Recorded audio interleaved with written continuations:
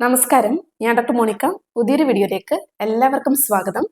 ഇന്നത്തെ വിഷയം എന്ന് പറയുന്നത് ഈ ഒരു കർക്കിടക മാസത്തിലെ എല്ലുകൾക്ക് ബലം വർദ്ധിപ്പിക്കാൻ വേണ്ടിയിട്ടും പ്രതിരോധ ശക്തി ഉയർത്താനും രക്തയോട്ടം ശരിയായ രീതിയിലൊക്കെ നടത്താൻ വേണ്ടിയിട്ട് നമുക്ക് ഉള്ളിലും പുറമേയും ചെയ്യാൻ പറ്റുന്ന വ്യത്യസ്ത തരത്തിലുള്ള ആയുർവേദ ട്രീറ്റ്മെന്റ്സുകൾ, പ്രത്യേകിച്ച് നമുക്ക് കർക്കിടക മാസത്തിൽ ഒഴിച്ചിലോ കാര്യങ്ങൾക്കൊന്നും പോകാൻ പറ്റാത്തവരാണെന്നുണ്ടെങ്കിൽ ഈ കാര്യങ്ങൾ ഫോളോ ചെയ്യുന്നതിലൂടെ നിങ്ങൾക്ക് ഒട്ടുമിക്ക വേദനകളും അതുപോലെ തന്നെ പ്രതിരോധ ശക്തി ഉയർത്താൻ വേണ്ടിയൊക്കെ തന്നെ സഹായകരമാകുന്നതാണ്.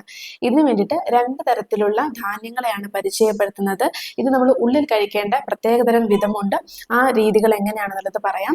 അതിനൊപ്പം തന്നെ നമുക്ക് പുറമേ പുരട്ടേണ്ട വേദനകൾ കുറയാൻ വേണ്ടിയിട്ട് ഈ സമയത്ത് പുരട്ടാൻ ഏറ്റവും ഉചിതമായിട്ടുള്ള 3 തരത്തിലുള്ള തൈലങ്ങളെ പരിചയപ്പെടുത്തുന്നുണ്ട്. ഒപ്പം ഈ തൈലങ്ങൾ പ്രയോഗിക്കാൻ പറ്റാത്തവരാണെങ്കിൽ ഇതിന് പകരമായിട്ട് എന്താണ് ചെയ്യേണ്ടത് എന്നുള്ളതും, അതിനൊപ്പം തന്നെ ചില പച്ചമരുന്നുകളൊക്കെ ചേർത്തിട്ടുള്ള വെള്ളത്തിൽ കുളിക്കുന്നതിലൂടെ നമ്മുടെ ആരോഗ്യ ഗുണങ്ങൾ നൽകാൻ വേണ്ടിയിട്ടും വേദനയും നീർക്കെട്ടൊക്കെ കുറയാൻ സഹായിക്കുന്നതാണ്. ഇന്നത്തെ വീഡിയോ തുടക്കം മുതൽ അവസാനം വരെ ഏറ്റവും ഗുണകരമായിട്ടുള്ള ടിപ്സുകളാണ് പറഞ്ഞു പോകുന്നത്. അതുകൊണ്ട് തന്നെ വീഡിയോ മുഴുവനായിട്ടും കാണാം.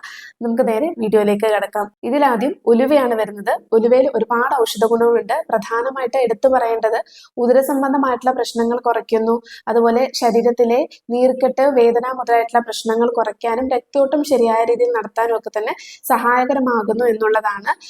എല്ലാവരുടെയും വീട്ടിലെ അടുക്കളയിൽ വളരെ എളുപ്പത്തിൽ ലഭിക്കുന്ന ഒരു കാര്യം കൂടിയിട്ടാണ്. ഇന്നിവിടെ പറയുന്നത് ഉലുവ പാലിന്റെ പ്രയോഗമാണ്. ഉലുവ പാല് തയ്യാറാക്കാൻ വേണ്ടിയിട്ട് ആവശ്യമായിട്ടുള്ള ഉലുവ എന്ന് പറയുന്നത് 2 ടേബിൾ സ്പൂൺ അളവായിട്ടുള്ള ഉലുവയാണ് ആവശ്യമായിട്ടുള്ളത്. ഇത് തലേ ദിവസം നന്നായി കഴുകി വൃത്തിയാക്കി ഒരു 8 മണിക്കൂർ നേരമെങ്കിലും കുറച്ച് വെള്ളത്തിൽ കുതിർത്ത് വെക്കേണ്ടതാണ്.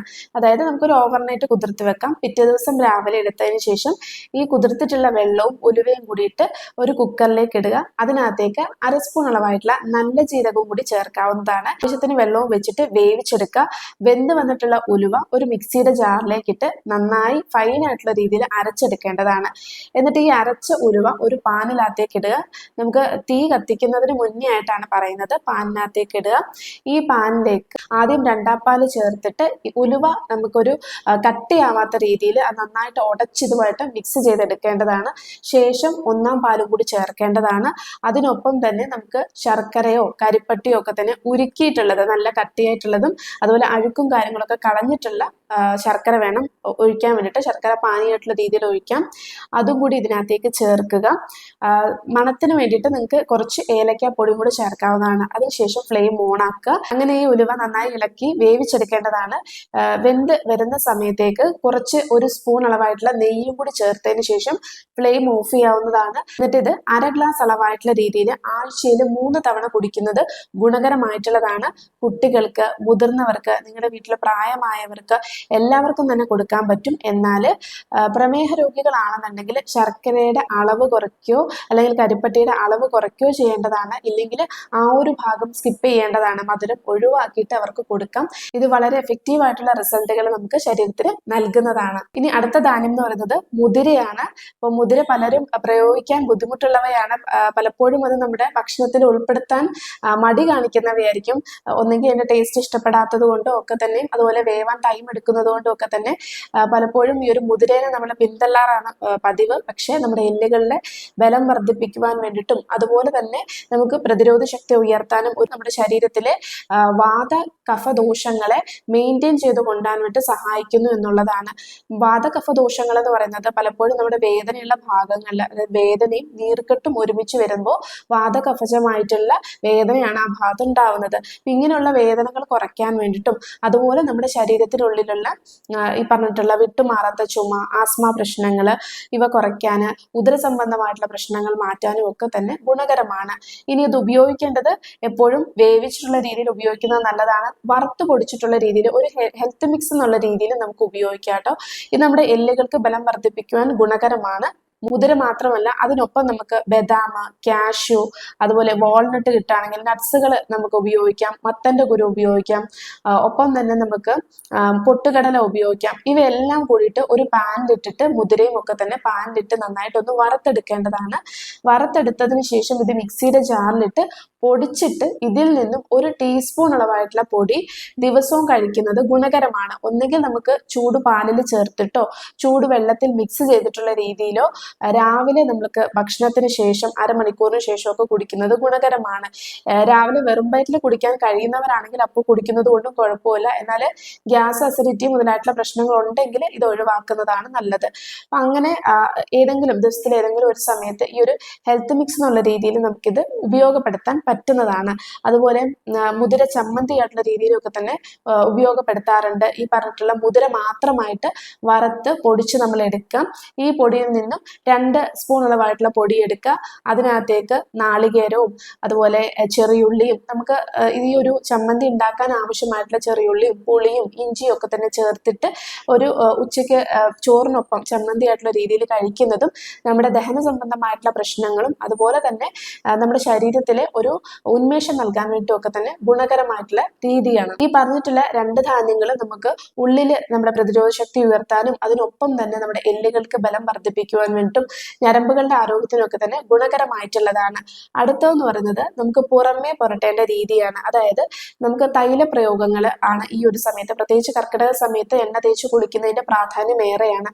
എന്നാൽ എല്ലാവർക്കും ഉഴിച്ചിലോ കാര്യങ്ങളോ ഒക്കെ നടത്താൻ പറ്റാത്തവരാണെന്നുണ്ടെങ്കിൽ പ്രധാനമായിട്ടും നമ്മുടെ ലക്ഷണങ്ങൾ അനുസരിച്ചിട്ടുള്ള 3 പ്രധാന തൈലങ്ങളാണ് തിരഞ്ഞെടുത്തിട്ടുള്ളത്. ഒന്ന് സഹചരാതി തൈലമാണ്. പ്രത്യേകിച്ച് നമ്മുടെ പ്രമേഹ രോഗം വന്നതിന് ശേഷം കൈകാൽ തരിപ്പിന്റെ പ്രശ്നങ്ങൾ ഉണ്ടാവുക, ഉപ്പൂറ്റി നിലത്ത് കുത്തുന്ന സമയത്ത് അമിതമായിട്ട് വേദനകൾ വരിക, സൂചി കുത്തുന്ന പോലെയുള്ള ബുദ്ധിമുട്ടുകൾ നമുക്ക് അനുഭവപ്പെടുക, അല്ലെങ്കിൽ സെൻസേഷൻ കുറവായിട്ട് തോന്നുക, ഇങ്ങനെയുള്ള പ്രശ്നങ്ങൾക്ക് വേണ്ടിയിട്ട് സഹചരാതി തൈലം വളരെ ഗുണപ്രദമാണ്. തൈലങ്ങൾ എപ്പോഴും അല്ലെങ്കിൽ എണ്ണകൾ എപ്പോഴും ഉപയോഗിക്കുന്ന സമയത്ത് ഒന്ന് ചൂടാക്കിയതിന് ശേഷം വേണം നമ്മൾ ഉപയോഗിക്കാൻ വേണ്ടിയിട്ട്. അതിനുശേഷം ചെറു ചൂടോട് കൂടിയിട്ട് തന്നെ വേദനയുള്ള ഭാഗത്ത് പുരട്ടി കൊടുക്കേണ്ടതാണ്. ഇനി സയാറ്റിക്ക പോലുള്ള കണ്ടീഷൻസുകളിലും ഇത് ഉപയോഗപ്പെടുത്താട്ടോ. അപ്പൊ അങ്ങനെ ചെയ്യുന്ന സമയത്ത് നമ്മൾ താഴെ നിന്ന് മുകളിലേക്കുള്ള രീതിയിൽ വേണം മസാജ് ചെയ്ത് കൊടുക്കാൻ വേണ്ടിയിട്ട്. കുളിക്കുന്നതിന് ഏകദേശം അരമണിക്കൂർ തൊട്ട് 3/4 മണിക്കൂർ വരെ ഇത് എണ്ണ തേച്ച് പിടിപ്പിച്ച് ഇരിക്കേണ്ടതാണ്. അതിനുശേഷം ചൂടുവെള്ളത്തിലാണ് കുളിക്കേണ്ടത്. ഈ കുളിക്കുന്ന വെള്ളത്തിലും പ്രത്യേകതകളുണ്ട്, അത് നമുക്ക് അവസാനം പറയാം. അടുത്ത തൈലം എന്ന് പറയുന്നത് ധന്വന്തര തൈലമാണ്. എല്ലാവർക്കും സുപരിചിതമായിട്ടുള്ള തൈലം തന്നെയാണ്. ഉളിക്ക്, ചതവ്, ഒടിവ് തുടങ്ങിയിട്ടുള്ള പ്രശ്നങ്ങൾ, ഒപ്പം തന്നെ അസ്ഥി സംബന്ധമായിട്ടുള്ള പ്രശ്നങ്ങൾ, പ്രത്യേകിച്ച് നമുക്ക് അസ്ഥി തേയ്മാനത്തിന്റെ പ്രശ്നങ്ങൾ, ഒടിവ്, ചതവ് മുതലായിട്ടുള്ള പ്രശ്നങ്ങളിലൂടെ കടന്നു പോകുന്നവർക്ക് പ്രസവാനന്തരം ഉണ്ടാവുന്ന നീർക്കെട്ട്, വേദന മുതലായിട്ടുള്ള പ്രശ്നങ്ങൾ കുറയ്ക്കാൻ വേണ്ടിയിട്ടും വളരെ ഫലപ്രദമായിട്ട് തന്നെ ഉപയോഗിച്ചു പോരാൻ പറ്റുന്നതാണ്. ഈ ധന്വന്തര തൈലം നമ്മൾ നേരത്തെ പറഞ്ഞ പോലെ തന്നെ ഒന്ന് ചെറുതായിട്ട് ചൂടാക്കിയിട്ട് ഏത് ഭാഗത്താണോ നിങ്ങൾക്ക് വേദനയുള്ളത് ശരീരം മുഴുവനായിട്ട് നിങ്ങൾക്ക് പുരട്ടാൻ കഴിയുകയാണെങ്കിൽ അത്രയും ഉത്തമമാണ്. അങ്ങനെ പുരട്ടി അര തൊട്ട് 3/4 മണിക്കൂർ വരെ നമ്മൾ വെയിറ്റ് ചെയ്യുക. അതിനുശേഷം ചൂടുവെള്ളത്തിൽ കുളിക്കാൻ കഴിയുന്നതാണ്. മൂന്നാമതായിട്ട് വരുന്നത് കൊട്ടൻ ചുക്കാതി തൈലമാണ്. പ്രത്യേകിച്ച് ഈ ഒരു കൊട്ടൻ ചുക്കാതി തൈലത്തിന്റെ പ്രത്യേകതകൾ എന്ന് പറയുന്നത് നമ്മുടെ ഷോൾഡർ പെയിന്, നെക്ക് പെയിന്, അതുപോലെ കൈകളിലേക്ക് തരിപ്പ്, മരവിപ്പ് തുടങ്ങിയിട്ടുള്ള പ്രശ്നങ്ങൾ വരിക, പുറം വേദന അമിതമായിട്ട് വരിക തുടങ്ങിയിട്ടുള്ള പ്രശ്നങ്ങളോട് ബുദ്ധിമുട്ടുന്നവർക്ക് വളരെ എഫക്റ്റീവായിട്ട് തന്നെ നമുക്ക് ഉപയോഗിച്ചു പോരാൻ പറ്റുന്നതാണ്. ഈ ഭാഗങ്ങളിൽ തൈലം തേച്ച് പുരട്ടി അതിനുശേഷം ചൂടുവെള്ളത്തിൽ കുളിക്കുന്നതും ഈ ഒരു ഭാഗത്തെ വേദനകളും നീർക്കെട്ടുകളൊക്കെ തന്നെ കുറയ്ക്കാൻ വേണ്ടിയും സഹായിക്കുന്നതാണ്. എന്നാൽ ഈ തൈലപ്രയോഗങ്ങൾ ഒരു പക്ഷേ അമിതമായിട്ട് നീരുള്ളവർക്ക്, പ്രത്യേകിച്ച് ആമവാദ കണ്ടീഷൻസുകളൊക്കെ ഉള്ളവർക്ക് അത് ഉപയോഗപ്പെടണമെന്നില്ല. അപ്പൊ അതിന് പകരമായിട്ട് രൂക്ഷസ്വേദ എന്നുള്ള രീതിയിലാണ് ആ ഭാഗത്ത് നമുക്ക് തൈലം അല്ലാത്ത രീതിയിൽ നമുക്ക് പ്രയോഗിക്കാൻ പറ്റുന്നത്. അതിന് വേണ്ടിയിട്ട് 2 തരത്തിലുള്ള കിഴിപ്രയോഗങ്ങൾ പറയാം. വളരെ എളുപ്പത്തിൽ നിങ്ങൾക്ക് വീട്ടിൽ കിട്ടുന്നത് തന്നെയാണ്. ഒന്ന് മണൽക്കിഴിയും മറ്റൊന്ന് മുതിരക്കിഴിയുമാണ്. അപ്പൊ മുതിരക്കിഴിയും മണൽക്കിഴിയും എന്ന് പറയുന്നതും നമുക്ക് രൂക്ഷസ്വേദയായിട്ട്, അതായത് നമുക്ക് എണ്ണ തൊടാത്ത രീതിയിൽ നമുക്ക് ആ വേദനയുള്ള ഭാഗത്ത് കിഴി കെട്ടാം എന്നുള്ളതാണ്. ഇതിന് വേണ്ടിയിട്ട് കിഴിക്ക് വേണ്ടിയിട്ട് നിങ്ങൾക്ക് ഒരു കോറ തുണി പോലെയോ അല്ലെങ്കിൽ കുറച്ച് കട്ടിയുള്ള തുണി നമുക്ക് ആവശ്യമാണ്. പരുത്തി തുണി പോലുള്ള തുണിയാണ് നമുക്ക് ആവശ്യമായിട്ടുള്ളത്. ഈ തുണിക്കകത്തേക്ക് മണൽ നമ്മൾ കിഴിയാക്കുക എന്നുള്ളതാണ്. അപ്പൊ ഈ കിഴിയാക്കുന്ന സമയത്ത് ആദ്യം കുറച്ച് മണൽ നമുക്ക് ഉപയോഗമില്ലാത്ത വീട്ടിലുള്ള പാനോ അല്ലെങ്കിൽ ചട്ടിയോ നിങ്ങൾക്ക് ഉപയോഗിക്കാം. അത് നമ്മൾ സാധാരണ വീട്ടിന്റെ ആവശ്യങ്ങൾക്ക് എടുക്കാത്തത് വേണം വേണം എടുക്കാൻ വേണ്ടിയിട്ട്. അങ്ങനെയുള്ള ചട്ടിക്കകത്തേക്ക് കുറച്ച് മണൽ ഇടുക. എന്നിട്ട് ഒന്ന് ചൂടാക്കി എടുക്കുക, ഒന്ന് വറുത്തിട്ട് ചൂടാക്കാം.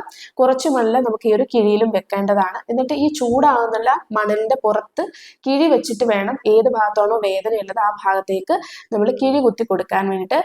കാലിന്റെ മുട്ടിന്റെ ഭാഗത്തോ നടുവിന്റെ ഭാഗത്തോ എവിടെയാണോ വേദനയുള്ളത് ആ ഭാഗത്ത് കിഴി കെട്ടാം. എന്നാൽ ചൂട് അമിതമാവാതെ ശ്രദ്ധിക്കേണ്ടതും, അതുപോലെ ഈ മണലുകൾ, അതായത് പൊള്ളി നമ്മൾ എടുക്കുന്ന സമയത്ത് കൈകൊണ്ടൊന്ന് നമ്മൾ ഈ ഒരു മണൽ, ഈ ഒരു കിഴിയുടെ പുറത്തുള്ള മണലൊന്ന് തുടച്ചു കൊടുത്തിട്ട് വേണം രോഗിയുടെ കാലുകൾക്കോ അല്ലെങ്കിൽ ഏത് ഭാഗത്താണോ എന്നുള്ളത് ആ ഒരു ഭാഗത്ത് കിഴി കുത്താവുള്ളൂ. ഇതുപോലെ ഏകദേശം ഒരു 15 തൊട്ട് 20 മിനിറ്റ് വരെ കിഴി കെട്ടി കൊടുത്തതിന് ശേഷം ഒരു 10 മിനിറ്റ് റെസ്റ്റ് എടുത്തതിന് ശേഷം കുളിക്കാൻ കഴിയുന്നതാണ്. അത് ചൂടുവെള്ളത്തിൽ കുളിക്കാൻ കഴിയുന്നതാണ്.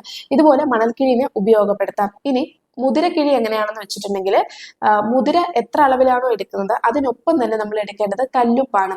അപ്പൊ ഈ കല്ലുപ്പ് എന്ന് പറയുന്നത് വേദന, നീർക്കെട്ട് മുതലായിട്ടുള്ള പ്രശ്നങ്ങൾ കുറയ്ക്കാൻ നല്ലതാണ്. ഇവ രണ്ടും സെയിം ആയിട്ടുള്ള അളവുകളിൽ എടുത്തതിന് ശേഷം ഒരു പാനിൽ ചട്ടി ചൂടാക്കാം. ആ ചട്ടിക്കകത്തേക്ക് നമുക്ക് ഒന്നുകിൽ കുറച്ച് മുതിര ഇടാൻ പറ്റുന്നതാണ്, മുതിരയോ അല്ലെങ്കിൽ കല്ലുപ്പോ ഇടാം.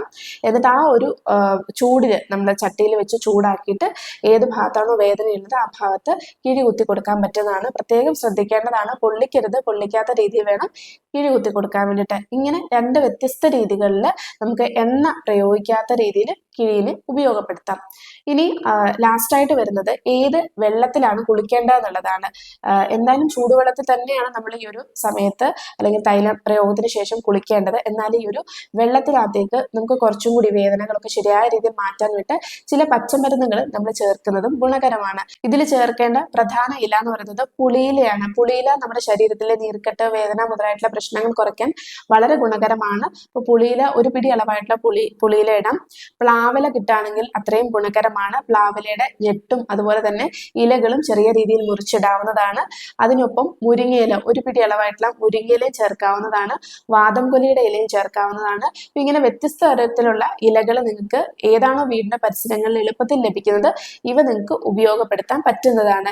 ഇങ്ങനെ നന്നായി വെള്ളം തിളച്ചിട്ട് ചൂടോടുകൂട്ടി ഒരുപാട് പൊള്ളിക്കാത്ത രീതിയിലുള്ള ചൂടോട് കൂടിയിട്ട് തന്നെ കുളിക്കുന്നതും ഈ ഒരു വേദനകൾ, നീർക്കെട്ട് മുതലായിട്ടുള്ള പ്രശ്നങ്ങൾ ഉണ്ടെങ്കിൽ ഇവ അകറ്റാൻ ഏറ്റവും ഗുണകരമാണ്. ഈ എണ്ണപ്രയോഗങ്ങൾ അല്ലെങ്കിൽ കിഴിപ്രയോഗങ്ങളൊക്കെ തന്നെ ദിവസവും ചെയ്യണമെന്ന് വെച്ചിട്ടുണ്ടെങ്കിൽ അടുപ്പിച്ചിട്ട് നമ്മൾ എന്തെങ്കിലും ചെയ്യുന്നുണ്ടെങ്കിൽ അടുപ്പിച്ച് 3, 7, 14 ദിവസങ്ങളായിട്ടുള്ള രീതിയിലാണ് ചെയ്യേണ്ടത്. ഒരു 7 ദിവസമെങ്കിലും ഇത് കണ്ടിന്യൂസ് ആയിട്ട് ചെയ്യുന്ന സമയത്ത് നല്ല മാറ്റങ്ങൾ തന്നെ നിങ്ങൾക്ക് ലഭിക്കുന്നതാണ്. നിങ്ങളുടെ അടുത്തുള്ള ആയുർവേദ ഹോസ്പിറ്റലുകളിൽ പഞ്ചകർമ്മ ചികിത്സ ഈ ഒരു സമയത്ത് നടത്തുന്നതും നിങ്ങളുടെ ആരോഗ്യ ഗുണങ്ങൾ വർദ്ധിപ്പിക്കുവാൻ വേണ്ടി സഹായിക്കുന്നതാണ്. അപ്പോൾ മേൽപ്പറഞ്ഞിട്ടുള്ള ഓരോ കാര്യങ്ങളും നിങ്ങൾക്ക് വ്യക്തമായി മനസ്സിലായെന്ന് ഞാൻ വിശ്വസിക്കുന്നു. എന്തെങ്കിലും തരത്തിലുള്ള സംശയങ്ങൾ ഉണ്ടെന്നുണ്ടെങ്കിൽ കമന്റ് ബോക്സിലൂടെ അറിയിക്കുക. ഏതെങ്കിലും വിഷയത്തെ പറ്റി അറിയണം എന്നുണ്ടെങ്കിലും അതും പറയുക. അടുത്തൊരു വിഷയവുമായിട്ട് നമുക്ക് കാണാം. നന്ദി.